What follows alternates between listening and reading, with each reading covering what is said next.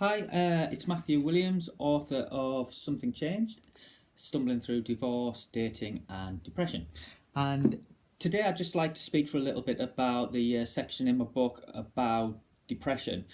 And really what I'm very, very keen to do, and I have been ever since I first recovered from my first bout of depression, is to help raise awareness of just what depression is like and how debilitating and serious it is as an illness, and it is an illness, and I know that's something that can be very difficult for people to understand that haven't been there. And it also makes it very difficult when you start to experience that and you don't know what's happening to you. And understanding that it is an illness and it is real, I think will hopefully will help some people that may be going through that. Also, by raising awareness, it helps to break down the stigma and help people feel more able to speak about it. One of the things about suffering with depression is it's a very, very lonely and isolating experience where you feel that nobody else can understand. You often don't know what's happening to yourself, so it is very important that we raise that awareness where we can. In terms of how it feels, it's very difficult for someone that's been there, and I had two serious bouts of depression, one lasting, one I was off work 5 months, the other 3 months, nearly 4 months. And it's horrific, and it's very hard to relate back and identify to that.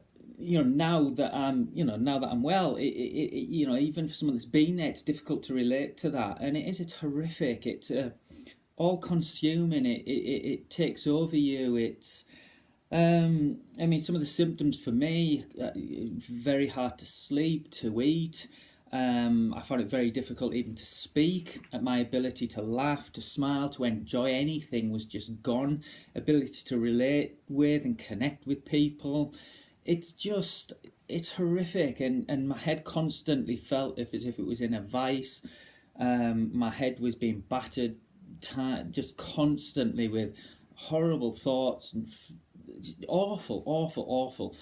And it's unrelenting, and this is the reality. Minute after minute, hour after hour, day after day, week after week, month after month, it doesn't stop. It's unrelenting, and it's very difficult to understand unless you've been there. I always relate it to saying some, people say, well, why don't you just, well, try and think about something different, or, try and smile and go out and enjoy yourself. It'd be like if I was saying if you were absolutely steaming drunk, just act sober. Just talk like you would if you were sober. Just walk in a straight line. Just pretend if you can't. Ridiculous, you can't do it because your body's not in that state. Whatever it's taken over by, that's the state that you're in, and has very, very debilitating consequences. And so, again, that's just a little bit about my experience, and I just hope that when people that haven't been there hear about people that are suffering with depression, and we sometimes hear it with sports stars that they can't compete because of it, and people, oh, what have they got to be miserable? It's not about that. It's not about feeling miserable. It's so much more, and like I said, it grips you, it consumes you, and for me, it felt as though, you are possessed by something, and you're not you anymore, and you don't know where you has gone, and how, and if you will ever come back. And I know I certainly didn't think that, and that's one of the very, very, very difficult things about it.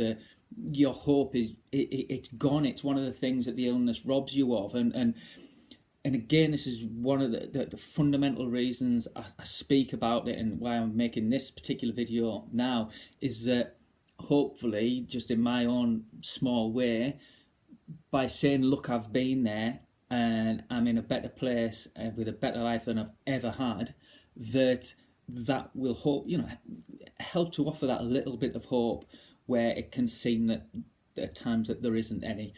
As in my book talks much more about depression, mental health and issues around it, but that's just a little snippet to hopefully again do a little bit to raise awareness. Okay, thank you, and I'll speak to you again soon. Bye bye.